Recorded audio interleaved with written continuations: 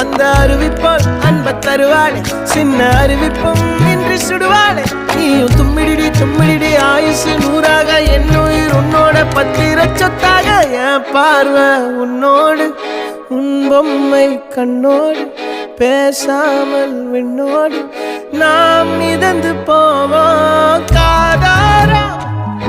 அடியானாலும் நான் தாங்க மாறோடு